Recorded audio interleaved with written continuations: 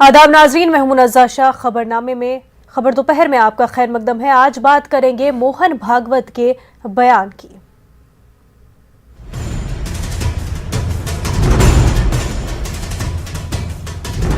हमारा तो विचार ऐसा है कि ये शब्द ही तो बड़ा भ्रामक है, इनको जोड़ना क्या, ये जुड़े हुए हैं। गाजियाबाद में मुस्लिम राष्ट्रीय मंच की जानिब से मुनक्किद एक किताब के इजराई प्रोग्राम के मौके पर आरएसएस चीफ मोहन भागवत ने बड़ा बयान देते हुए कहा कि लिंचिंग करने वाला हिंदू मजहब के खिलाफ है। उन्होंने कहा कि जो लोग भी लिंचिंग करते हैं उनके खिलाफ कार्रवाई होनी चाहिए। भागवत ने कहा कि 40,000 साल से हिंदू मुसलमान का डीएनए एक है। हिंदुस्तान एक राष्ट्र है और मुसलमानों को अपनी पहचान खत्म करने की जरूरत नहीं है। हम साथ चल सकते हैं और चलते रहे हैं। सबको मिलकर मुल्क को आगे बढ़ाना है। वहीं मोहन भागवत के इस बयान पर मुख्तलिफ गोशों से रद्द-ए-अमल का इजहार किया जा रहा है। कुछ सियासी लीडरान मोहन भागवत के इस बयान का खैर मकदम कर रहे हैं तो कुछ मुखालफत कर रहे हैं।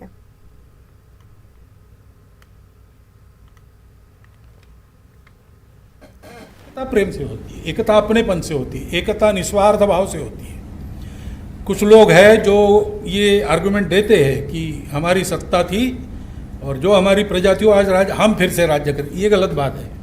अब डेमोक्रेसी है, कोई हिंदू वर्चस्व की बात नहीं कर सकता, कोई मुस्लिम वर्चस्व की बात नहीं कर सकता। भारत वर्चस्व की बात सबको करनी चाहिए। एकता की आधार भूमि अपनी मातृभूमि, अपनी ये परंपरा संस्कृति और हमारे समान पूर्वज, उनका गौरव। बाकी हमारे यहाँ सब स्वतंत्रता है, कुछ नहीं बदलना पड़ता है। इसलिए हम कहते हैं कि हिंदुस्तान हिंदू राष्ट्र है, गौ माता पूज्य है, लेकिन लिंचिंग करने वाले ये हिंदुत्व के खिलाफ जा रहे हैं। वो आतताई है। कानून के जरिए उनका निपटारा होना चाहिए, क्योंकि ऐसे केसेस बनाए भी जाते हैं तो बोल नहीं सकते आजकल कहाँ सही है कहाँ गलत है। लेकिन कानून को अपना काम करना चाहिए, तहकीकात करनी चाहिए ठीक से, बिना पार्शियलिटी किए सबका न्याय करना चाहिए और दोषी को सजा होनी चाहिए। हुजूमी तशद्दुद पर आरएसएस चीफ मोहन भागवत के बयान के बाद एमआईएम सदर असदुद्दीन ओवैसी का रद्द-ए-अमल भी सामने आया। उन्होंने कहा कि ट्वीट करते हुए लिखा, उन मुजरिमों को गाय और भैंस के माबैन फ़र्क नहीं मालूम होगा, लेकिन कत्ल करने के लिए जुनैद, इखलाक, पहलूर, अकबर, अलीमुद्दीन के नाम ही काफ़ी थे। ये नफरत हिंदुत्व की देन है। उन मुजरिम को हिंदुत्ववादी सरकार की पुष्ट पनाही हासिल है। वहीं असदुद्दीन ओवैसी ने लिखा कि मरकजी वजीर के हाथ अलीमुद्दीन के कातिलों की गुलपोशी हो जाती है और इखलाक के कातिल की लाश पर तिरंगा लगाया जाता है। आसिफ को मारने वालों की हिमायत में महापंचायत बुलाई जाती है। जबकि तीसरे ट्वीट में असदुद्दीन ओवैसी ने लिखा कि तशद्दुद और कत्ल करना गोडसे की हिंदुत्व वाली सोच का अटूट हिस्सा है। मुसलमानों की लिंचिंग भी इसी फिक्र और नजरिए का खासा है।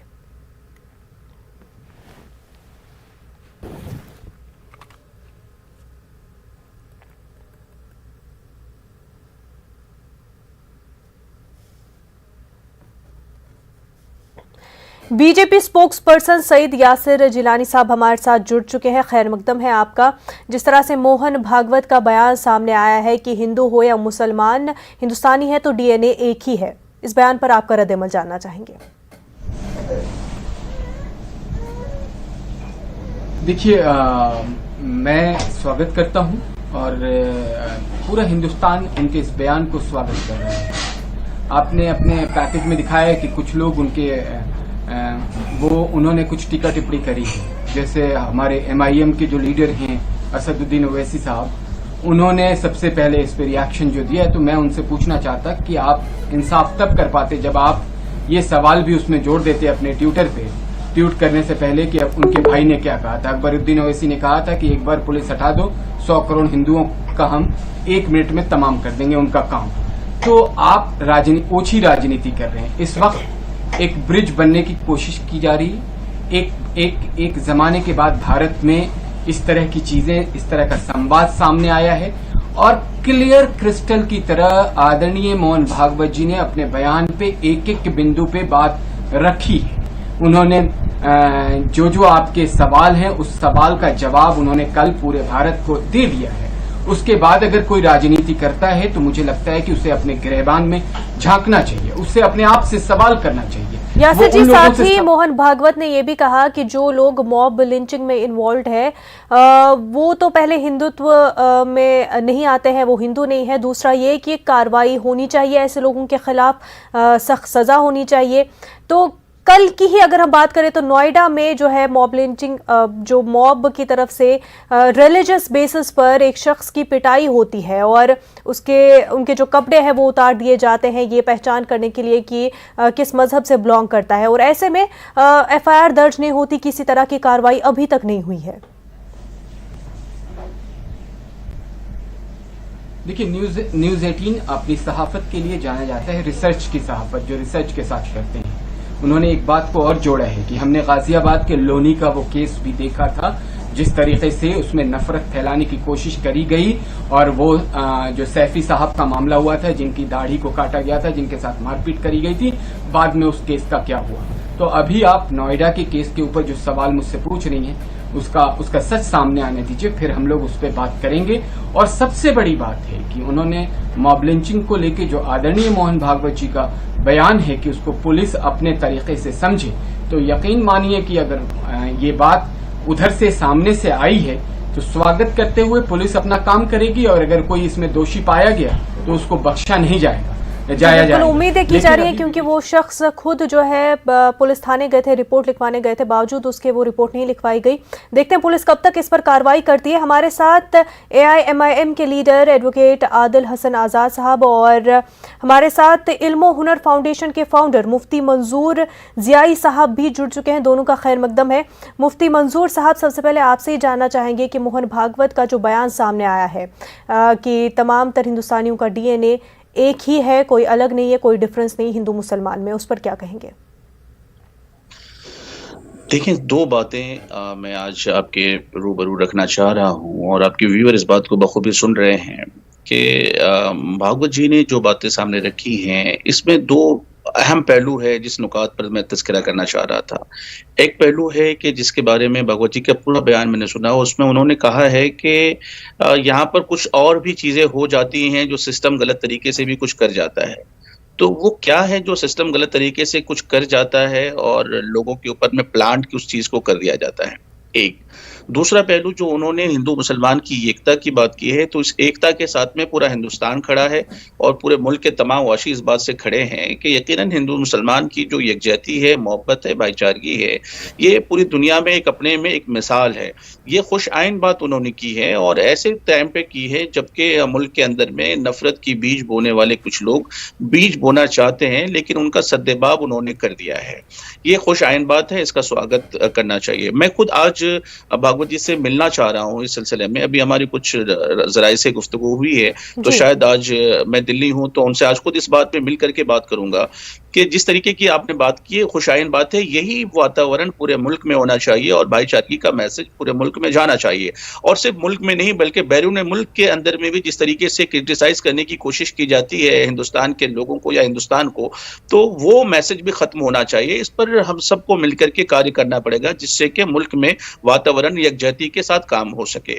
और ये खुश आइन बात उन्होंने कही है। लेकिन दूसरा जो पहलू उन्होंने बयान किया है, वो दूसरा पहलू ये था मुनज़्ज़ा जी कि वो कुछ तो हो जाता है जो प्लान्ड होता है, तो कुछ क्या होता है, वो कुछ पर भी बात होना बहुत जरूरी है कि आखिर सिस्टम ऐसे किसी को प्लान कैसा कर सकती है, या किसी के ऊपर में गलत तरीके से किसी को फंसाया जाए या किसी के ऊपर में लिंचिंग की जाए। और लिंचिंग वाली बात जो उन्होंने की है वो बहुत ही काबिल मुबारकबाद है कि ऐसी गुफ्तगू करके उन्होंने दुनिया को बता दिया है कि लिंचिंग के साथ हिंदुस्तान नहीं खड़ा है। और मुझे उम्मीद है कि किसी भी गैर मुहज़्ज़ब जो चीजें होंगी मुल्क के अंदर में, उसके साथ कोई भी इंसानियत का दर्द रखने वाला शख्स कभी खड़ा नहीं होगा। कि ऐसी चीजों पर हमें आपको सबको तवज्जो देना है और मुल्क को आगे बढ़ाने के लिए हम सबका सही योगदान इसमें शामिल होना चाहिए। आदिल हसन साहब, मोहन भागवत का बयान एक पॉजिटिव बयान है और एक कोशिश है कि पूरे मुल्क में जो है अमन और यकजहती बहाल हो। ऐसे में असदुद्दीन ओवैसी का बयान आता है और वो इसकी मुखालफत करते हैं, क्यों? भाई ये बात पहले भी उन्होंने कहा है और आज 7 साल बाद याद आ रहा है कि मुल्क में लिंचिंग हो रहा है, मुल्क में लव जिहाद के नाम पे नफरत फैलाया जा रहा है, मुल्क में आपके गौ हत्या के नाम पे जबरदस्ती किसी को मारा जा रहा है, केंद्र सरकार के मंत्री जो झारखंड में फेलिसिटेट करते हैं मॉब लिंचिंग करके, जिसने किया था हाई कोर्ट से बेल होता है उसको माला पहनाते हैं, क्या अभी करनी सेना के अध्यक्ष बीजेपी ने उनको प्रवक्ता बना दिया? कल हरियाणा में क्या हुआ, पटौदी के बगल में गांव में, उससे एक हफ्ता पहले जो एक आरिफ नाम के लड़के के साथ जो हुआ था उस पर क्या हुआ? वो इतना बड़ा महापंचायत हुआ, उस पर क्या हुआ? और सरकार हरियाणा में बीजेपी की, उत्तर प्रदेश में बीजेपी की सरकार, आपका उत्तराखंड में बीजेपी की सरकार, जहां भी बीजेपी की सरकार होती है वहीं पे तो ये सब नफरत की बात होती है। राजस्थान में जो पहलू खान का मामला हुआ था उस वक्त वहां पे बीजेपी की सरकार थी, क्यों नहीं स्पीडी ट्रायल हुआ? क्यों नहीं? ये तो बहुत अच्छी बात है, गुफ्तार के गाजी बन गए, किरदार के गाजी बन ना सके, अच्छी बात है, अच्छा कान में सुनने के लिए तो अच्छी बात है कि अच्छा लगेगा, लेकिन इंप्लीमेंटेशन होना चाहिए, रूल ऑफ द लॉ होना चाहिए। वही गाजियाबाद लोनी में एक बच्चा जाके पानी पिया था, उसके साथ क्या हुआ? हमारे प्रॉफिट मोहम्मद सल्लल्लाहु अलैहि वसल्लम को क्या कहा उसने, उस पर क्या एक्शन सरकार ने लिया? उत्तर प्रदेश में किसकी सरकार है, आप ही बतलाइए। और जो करनी सेना को इन्होंने हरियाणा का प्रदेश प्रवक्ता बनाया, उस पर क्या? कल फिर हुआ, जिसने जामिया पर आकर जो वो बंदूक के गोली चलाई थी, वो जो लड़का आया था उसने कल क्या बयान दिया है? अरे आप ही बोलिए कि आखिर इंसाफ क्या? कल हैदराबाद से एक एमएलए बीजेपी का, वो क्या नफरत की बात करते हैं? इनका तमिलनाडु यूनिट क्या बोलता है? इनके जो वो थे केरला के जो चीफ मिनिस्टर कैंडिडेट थे, उन्होंने क्या बोला? मेट्रोमैन। तो बात है कि सिर्फ बोलने से नहीं ना होगा, इंप्लीमेंटेशन होना चाहिए, असर दिखना चाहिए। यासिर साहब कई हवाले दिए हैं, आदिल हसन साहब ने ये तो हिंदुस्तान कई हवाले दिए। यासिर साहब आपसे जानना चाहेंगे कि क्या सिर्फ बोला जा रहा है, बातें की जा रही हैं, लेकिन इम्प्लीमेंटेशन कहीं पर भी नहीं है? क्या सिर्फ जबानी खर्च है और हकीकत में कुछ अमल नहीं किया जा रहा है? कई हवाले दिए आदिल हसन साहब ने।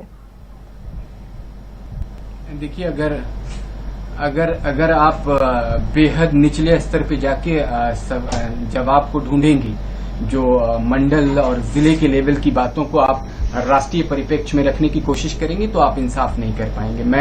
मैंने आपको पहले भी कहा कि अकबरुद्दीन अवैसी ने क्या कहा था कि पुलिस हटाइए, हम 100 करोड़ हिंदुओं की खात्मा कर देंगे, वो फूल बरसा रहे थे। अबू आजिम आजमी क्या बोलता है? हमने आजम खान साहब का बयान सुना है, कैसी बातें करते रहे हैं। तो आप दोनों तरफ से इस तरह की बातें, उन्हीं सब सारी चीजों को लेके कल का जो बयान है उसका स्वागत करना चाहिए। उन पर केस भी बुक हुआ था, जब इस तरह का बयान हुआ तो केस भी बुक हुआ। वहीं पर जब बीजेपी लीडरान की तरफ से इस तरह के बयान आते हैं पर तब हम इस तरह की कार्रवाई नहीं देखते। यासिर साहब जिसने कहा उस पर क्या केस हुआ? आपको बता दें कि जितने भी करनी सेना वाले पर क्या हुआ? मोहन भागवत को, मैं मोहन भागवत जी को आज ऑनलाइन बोल रहा हूँ कि केस करवाए हरियाणा पुलिस से। देखिए, या तो ये बात कर ले, इनको तहजीब नहीं है। यासिर साहब जी, आप अपनी बात मुकम्मल कर ले, आप संवाद कर लीजिए, डिबेट कर लीजिए। नहीं, आप जो गलत बोल रहे हैं तो आपको गलत बोले तो आपको नहीं टोका जाएगा। कुछ इसमें तो इनकी मदद नहीं कर सकता। आदिल हसन साहब, आपको अपनी बात रखने का मौका दिया जाएगा। यासिर साहब, आप अपनी बात जो है मुकम्मल कर लें। तो क्या करें मैं? देखिए, मैंने कहा कि जितने भी इस तरह के केसेस हिंदुस्तान में अब तक रहे हैं, सब में एफआईआर दर्ज हुई है और जो मुलजिम रहा है, अपराधी रहा है, उसको कभी बख्शा नहीं गया है। पूरी की पूरी लिस्ट है मेरे पास। जिन आपने पहलू खान की बात करी, आपने और तमाम लोगों की, जिन लोगों ने, हमारे मुफ्ती ज़ियाई साहब ने बहुत अच्छी बात करी, वो अभी कह भी रहे हैं कि वो सरसंघचालक जी से मुलाकात करने जा रहे हैं, जो हमारे समाज के दानिश्वर लोग हैं। मैं राजनीति, देखिए, उन्होंने अपने बयान में जब शुरुआत करी थी तो उन्होंने कहा था कि मेरा राजनीति से कोई लेना देना नहीं और इस राजनीति में मैं पढ़ना नहीं चाहता हूं और मैं चाहता हूं कि समाज के अंदर जो दूरी है उसको खत्म किया जाए। जो भारत का इतिहास है, जो भारत की संस्कृति है, जो गंगा जमुनी तहजीब है, उसको वो जोड़ने की बात कर रहे थे। साथ ही उन्होंने ये भी कहा है कि सिस्टम कुछ तो गलत कर रहा है। तो सिस्टम में ऐसा क्या गलत हो रहा है? जी हाँ, मैं बता रहा हूं। हमने जो हो सकता है कि मुफ्ती ज़ियाई साहब के जो सवाल हैं, जब वो मुलाकात करेंगे तो और वाज़ेह तरीके से उस पे उनसे पूछताछ करें और अपनी बात को रखें और उनकी बात को सुना भी जाएगा और उनका जवाब भी सामने से आएगा। लेकिन जो गाजियाबाद का एक एग्जाम्पल केस था समद सैफी साहब का, जिसमें हमने देखा है कि वीडियो बनाया किसी एक दल ने उस वीडियो को चलाया इसलिए गया कि पूरे उत्तर प्रदेश में नफरत फैलाई जाए, पूरे उत्तर प्रदेश के जो सौहार्द का माहौल है उसको खराब किया जाए और उसके नजरिए से एक पूरा माहौल राजनीति की तैयार की जाए। तो ये है जो उन्होंने जो जिस तरफ इशारा किया है, ये भी एक मसला है। लेकिन आपको मैं फिर बहुत जिम्मेदारी के साथ, मैं राष्ट्रीय मीडिया प्रभारी होने के नाते और प्रवक्ता होने के नाते मैं आपको जिम्मेदारी के साथ मुनज़्ज़ा बताना चाहता हूं कि कोई भी अपराध में अगर अपराधी मुलविस है तो उसको बख्शा नहीं जाएगा। हमारा जो कानून है वो कानून अपना काम करेगा और यही हुआ है तमाम जो पिछले 6-7 सालों में इस तरह के जो केसेस आए हैं, क्योंकि हम भारत की जो एक पहचान है। आदिल साहब, आप कुछ कहना चाह रहे हैं? लोनी मामले का यहाँ पर जिक्र किया यासिर साहब ने और उस केस को हवाला देते हुए कि किस तरह से कुछ लोग जो है माहौल खराब करने की कोशिश कर रहे हैं। सुनिए जी जी जी जी जी तो उनसे पूछिए कि कल जो हरियाणा में हुआ उस पर एफआईआर करवा दे। कर्दी सेना का जो उसने कहा उस पर एफआईआर करते। एक हफ्ता पहले उस पर उसने फिर कहा था नफरत अंगेज बात, उस पर एफआईआर करवा दे। पुलिस क्यों नहीं एक्शन ली है? आप ऐसा क्या बोल रहे हैं? ऐसा क्या किया बतलाएं ना यासिर साहब। इतने अच्छे से राष्ट्रीय चैनल पर प्यार से बोल रहे हैं तो कल हरियाणा पुलिस को आज डायरेक्शन चला जाए ना कि उस पर एफआईआर हो, कार्रवाई हो। उससे पहले हमारे प्रोफेट की शान पर कहा था उसने जो लोनी में, उस पर क्या एक्शन हुआ यासिर साहब? जवाब तो आवाम को देना पड़ेगा ना। सिर्फ स्टेज पर बोलने से नहीं, गुफ्तार के गाजी बन गए, किरदार के गाजी बन ना सके। इंप्लीमेंटेशन कब होगा? अच्छी अच्छी बातें सुनने को मिलती है लेकिन अच्छी अच्छी बातें कार्रवाई में कब आएगी? ये भी तो सुना जाए। हम भी तो चाहते हैं मोहब्बत का। गांधी जी कहते हिंदू और मुसलमान दो आंख हिंदुस्तान की आंख है। और बंच ऑफ थॉट पे जो लिखा है उस पर क्या? यासिर साहब, आपसे जवाब चाहेंगे। आदिल हसन साहब लगातार पूछ रहे हैं कि कॉल और फाइल में काफी ज्यादा तजाद देखने को मिलता है। देखिए, मैं किसी ऐसे चीज को कोट नहीं कर सकता हूं जो हमारे पार्टी के लाइन से बाहर है।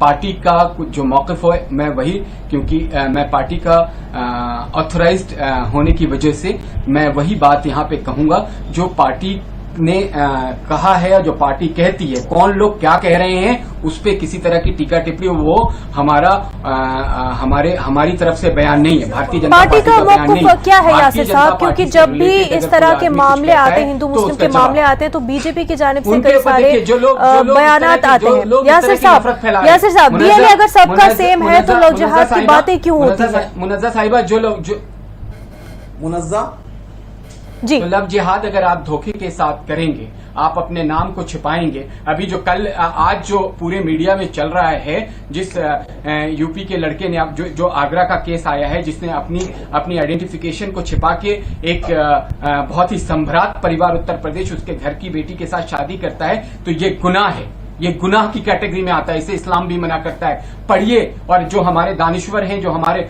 मौलाना है, राजनीति इसमें मत करिए। हमारे जो यासिर साहब, बिल्कुल सही बात आपने कही। कॉन्स्टिट्यूशन के अगेंस्ट है, रिलीजन के अगेंस्ट है। लेकिन आपको याद दिला दूं यासिर साहब, आपको याद दिला दूं, पिछली बार जब यूपी में चुनाव होने थे तब 22 केसेस यूपी हुकूमत ने उठाए थे। 22 केसेस बने थे लव जिहाद के, तब्दीली मजहब के। उनमें से ज्यादातर केसेस, मेजॉरिटी से ज्यादा केसेस फिर झूठे साबित हुए थे। तो अक्सर जब भी चुनाव यूपी में आने होते, जब भी ऐसा कोई माहौल होना होता है, तभी इसी तरह की सियासत बीजेपी की तौर से खास तौर से क्यों देखी जाती है? देखिए, बीजेपी की तरफ से कैसे आप जोड़ देती हैं? क्या क्योंकि भारतीय जनता पार्टी अपने बैनर जी योगी आदित्यनाथ ने कहा था कि लव जिहाद जो है काफी डेंजरस है। पत्रकार कुछ आपको बताते हैं जो जानकार।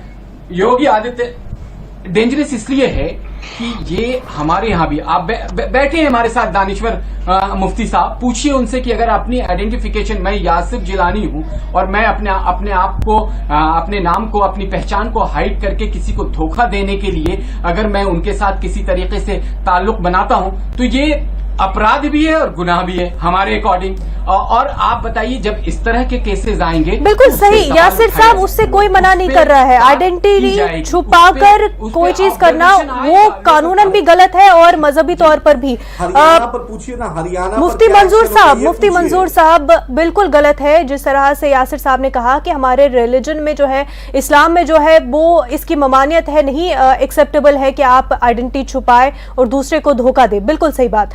लेकिन अक्सर जैसे ही इलेक्शन का माहौल बनने जा रहा होता है, उसी टाइम पे इस तरह के मुद्दे उठना, इसको किस तरह से आप देखते हैं? देखिए मोहतरमा, दो बातें हैं इसमें भी।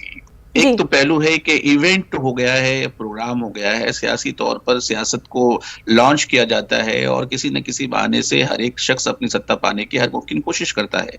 लेकिन हमारा सबसे अहम रोल होता है और आपका एक अहम रोल है एज ए जर्नलिस्ट और एज ए मजहबी रहनुमा। हम लोगों की जिम्मेदारी ये बनती है कि मुल्क में यकजहती का माहौल हो, प्यार और मोहब्बत भरा माहौल हो, किसी के ऊपर में जिम्मेदारी समझी जाए, हर एक शख्स अपनी जिम्मेदारी को निभाए और उस निभाने के साथ साथ मुल्क के तई अपनी वफादारी और मोहब्बत को इस तरीके से पेश करे कि हम पर कल उंगलियां ना उठ सके। दूसरा अहम पहलू यह है कि इस्लाम इजाजत बिल्कुल नहीं देता ऐसी किसी चीज की जो कि किसी आइडेंटिटी को छुपा रहे हैं या धोखा दे रहे हैं या जोर जबरदस्ती कर रहे हैं। किसी मजहब में, सिर्फ इस्लाम की बात नहीं, किसी भी मजहब में इस किस्म की बातों को राइज नहीं किया जा सकता या जायज नहीं ठहराया जा सकता है।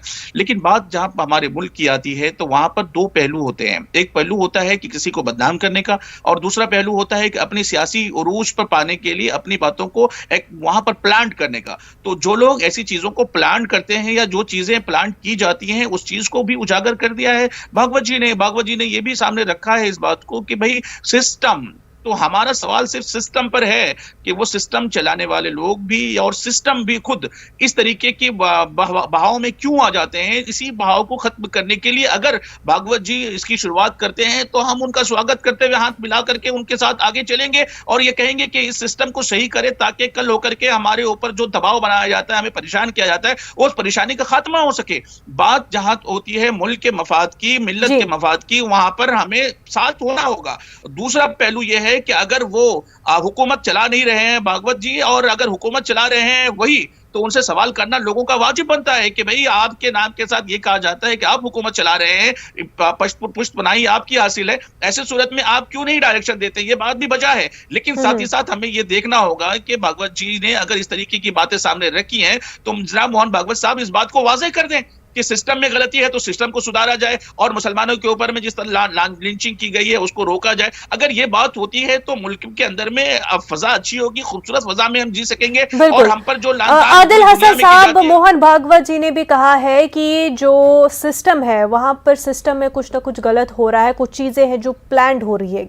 कौन सी चीजें ऐसी हैं जो सिस्टम में प्लान्ड हो रही है? भाई वो तो उनके हाथ में सिस्टम है, उनकी पार्टी, जिसको संरक्षण उन्होंने दिया उस पार्टी की सरकार है। हरियाणा का मामला क्यों नहीं बोल रहे हैं कि उस पर कल जो बोला है इतना नफरत अंगेज बात, उस पर एफआईआर नहीं हुआ है। करनी सेना के जो अध्यक्ष को बीजेपी ने ऑफिशियल प्रवक्ता बनाया है हरियाणा प्रदेश का, उसने फिर कल नफरत अंगेज बात कही है, उस पर क्या एक्शन लिया जा रहा है? मोहन भागवत जी की बात जो है, हम लोग एक्शन चाहेंगे ना। हम लोग ये भी पूछेंगे मोहन भागवत जी से कि आप जिस पार्टी को संरक्षण दिए थे उस पार्टी ने 2 करोड़ रोजगार की बात की थी, महंगाई की बात की थी, राफेल में जो आज जो भ्रष्टाचार की बात हो रही है उस पर भी जांच मोहन जी करवाएं। और ये जो नफरत का माहौल बन रहा है, उन्हीं की पार्टी, जिस पार्टी को उन्होंने संरक्षण दिया उसी के पार्टी के लोग कर रहे हैं, उन्हीं का एडमिनिस्ट्रेशन है, उन्हीं की सरकार है। वहां पर हमारे प्रॉफेट मोहम्मद सल्लल्लाहु अलैहि वसल्लम को बोला गया तो उस पर क्या उत्तर प्रदेश की शासन सरकार कर रही है? आप वो बतलाइएगा ना। देश को हरियाणा वाले पे एफआईआर करवाएं और इनके जो जिस मंत्री ने माला पहनाया था उसको फिर से हजारीबाग में उनको टिकट मिला है तो उसका टिकट यासिर साहब क्या कहेंगे? क्योंकि जिस तरह के बयान आते, जब बात की जाती है कि जो शर पसंद है उनको तो उनके पहनावे से ही पहचाना जाएगा, वहीं पर जब CANRC की बात आती है तब इंक्लूड किया जाता है तमाम दीगर रिलीजन्स को, और जब मुसलमान और क्रिश्चियंस को छोड़ दिया जाता है। जब इस तरह के बयान आते हैं सामने और टॉप लीडरशिप की तरफ से इस तरह के बयान आते हैं तो कहीं ना कहीं ये शक तो पैदा हो ही जाता है कि शायद ये जो पार्टी है ये कहीं ना कहीं हमें अपना नहीं समझती है। देखिए, मैं एक चीज आपको बता दूं, अभी खुल के जो हमारे मौलाना साहब बैठे हैं वो बात कर रहे हैं। यही तो हमारी आईन और दस्तूर जो बाबा साहब भीमराव अम्बेडकर ने हमें दिया है उसने इतनी ताकत दी है कि हिंदुस्तान का कोई भी नागरिक किसी से किसी तरह का सवाल कर सकता है, किसी तरह की कोई बात कर सकता है। अच्छा, मेरी जो बात आप मुझसे बार बार सवाल कर रही हैं, तो मैं राजनीतिक विचारधारा वाला आदमी हूं। मैं रिलीजियस बातों पे किसी तरह की कोई टिप्पणी नहीं करता हूं। मुझे रिलीजियस चीजें अपने राजनीति विचारधारा में जोड़ के अपने राजनीति को चमकाने की जरूरत नहीं है, क्योंकि जब हम काम करते हैं, मैंने स्टूडेंट विंग से राजनीति करी है और वहां से हम लोगों ने कभी रिलीजन को अपने राजनीति में नहीं जोड़ा। रिलीजन जो है वो बिल्कुल पर्सनल मैटर है। हमारे 5 अरकान हमारे इस्लाम ने बताया, उसको कोशिश ही की जाती है कि अगर वो उसको हम फॉलो कर लें बिना दिखाए हुए जो इस्लाम कहता है, तो हम उसमें खुश हैं। लेकिन मैं उसके लिए किसी से 50 यासिर साहब, सोशल मीडिया पर जो है बीजेपी काफ़ी एक्टिव सेल है उनकी रही है, और जो अक्सर माना जाता है कि हिंदू राष्ट्र को लेकर के एक मुद्दा जो सोशल मीडिया पर काफ़ी ज़्यादा गश्त करता है, तो बीजेपी के लिए हिंदू राष्ट्र होना क्या मतलब है? जी देखिए, हमारे यहाँ जो हमारी मैनिफेस्टो है, हम उसको फोकस करके काम करते हैं। मैनिफेस्टो में जो जो चीजें चुनाव के वक्त हमने वायदा किया था, भारतीय जनता पार्टी के लोगों ने, भारतीय जनता पार्टी की पार्टी ने जनमानस के साथ भारत के, उस पे हम काम कर रहे हैं। हम रोजगार पे काम कर रहे हैं। हम भारत को किस तरीके से दुनिया में नंबर 1 बनाए, इसके लिए हमारे वजीर आजम काम कर रहे हैं। हमने अभी जो इस पेंडेमिक में जो महामारी हमारे सामने बहुत बड़ी आई थी, जिसको लग रहा था कि पता नहीं भारत कहाँ खड़ा होगा, लेकिन आज हमारे वजीर आजम की ताकत, उनकी सूझबूझ, उनके सोचने की ताकत, उनकी जो पूरी टीम है, वो लग के और काम किया, और हमने उसमें किसी तरीके से काबू पाने की जो कोशिश थी, उसमें हमें कामयाबी मिल रही है। वैक्सीनेशन में भारत इस वक्त दुनिया में सबसे नंबर 1 पे है। अब तक जो मेरी जानकारी है, लगभग 38 करोड़ लोगों को। यासिर साहब ठीक समझ रहे हैं कि काम जो है वैक्सीनेशन के हवाले से बहुत सही जा रहा है पूरे हिंदुस्तान में, तमाम तरह लोगों को ये बात भी पता है, लेकिन यहाँ पर मुद्दे से हम थोड़ा भटक रहे हैं। अब ये जानना चाहेंगे कि हर बार जो मुसलमान तबका है उनके दिलों में ये बात उठती है कि हमारी लॉयल्टी को लेकर ही हर बार सवाल क्यों उठाए जाते हैं? देखिए, अब मैं बहुत ही संगठनात्मक दृष्टिकोण से मैं नीचे के लेवल पे जाना चाहता हूं। हम लोग उस पे काम कर रहे हैं। सवाल कब उठता है? जब हमारे यहाँ आप ये सोच लो, आपको ये भड़काया जाए कि आपका इस्लाम खतरे में है। किसी को आप चलते आप भाषण, मेरे पास ऐसे 1000 वीडियो हैं जो अपने आप को सो कॉल्ड सेकुलर जमात के सबसे बड़े लीडर बनते हैं कि आपका इस्लाम खतरे में है, आपको यहां से भगा दिया जाएगा। 2014 में सरकार आई, बताइए एक भी मुसलमान कोई बांग्लादेश और पाकिस्तान चला गया हो? लेकिन जो भड़काने वाले लोग हैं वो अपने आप में सीए एनआरसी में हमने देखा कि किस तरीके से सड़कों पे घरों से हमारी बहनें, हमारी माएं, हमारी खाला, हमारी फूफी, वही हमने दिल्ली रॉयट्स में ये भी देखा कि बीजेपी के कुछ लीडरान जो है उन्होंने किस तरह से भड़काऊ भाषण दिए। आदिल हसन साहब, आपने यासिर साहब को सुना, क्या कहेंगे? पूछिए कि इनके कर्नाटका में इनके एमपी थे, उन्होंने क्या बोला? संविधान बदलना चाहिए। इनके पूर्व रेल राज्य मंत्री, उन्होंने कहा था शाहीन बाग में गोली चलवा देना चाहिए था।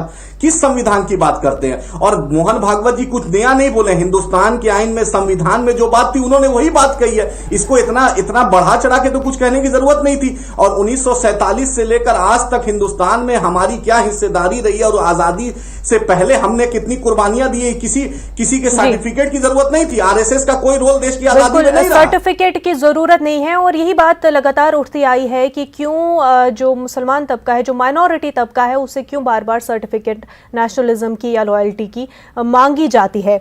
सईद यासिर जिलानी साहब, एडवोकेट आदिल हसन साहब, और साथ ही साथ मुफ्ती मंजूर जियाई साहब, आप तीनों का बेहद शुक्रिया हमारे साथ बने रहने के लिए। तो नाज़रीन, कोरोना वबा के दौरान बाहमी इमदाद और इन्हिसार का जज्बा मुस्तहकम हुआ है। मुल्क इस वबा से मुतहद होकर मुकाबला कर रहा है। टीकाकारी के ऐलान के बाद हम बेहतर ताउन करें, जिससे हम कोरोना को मात देने की जानिब कदम बढ़ा सके। नेटवर्क 18 इस मुहिम में हर कदम पर आपके साथ रहेगा। जब तक सभी महफूज नहीं होते, तब तक कोई भी महफूज नहीं होगा, और इसी सोच की बुनियाद पर हमारी मुहिम संजीवनी का मकसद ये यकीनी बनाना है कि वैक्सीन पाना सभी हिंदुस्तानियों का हक है।